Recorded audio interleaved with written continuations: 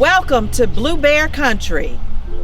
Housed in the recently renovated Duncan Science Building, the Division of Math and Science has 16 full-time faculty, fully equipped laboratories and classrooms that create optimal opportunities for scientific discourse and research. Students can participate in research as early as their freshman year in renewable energy, microbial signal transduction, data analytics, and artificial intelligence. Livingstone College student researchers have been nationally recognized for their contributions.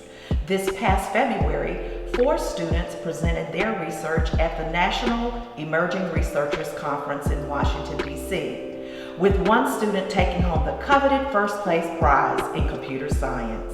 As a student in the Division of Math and Science, you will be afforded the opportunity to work with faculty and industry partners in preparing our community for a better tomorrow. Thanks to a generous donation, the division will open a 16,000 square foot F. George Shipman Science Annex that will house state-of-the-art laboratories and a planetarium. For more information, you can contact the Division of Math and Science at 704-216-6137. You can also contact Dr. McNair directly at D.McNair@livingstone.edu.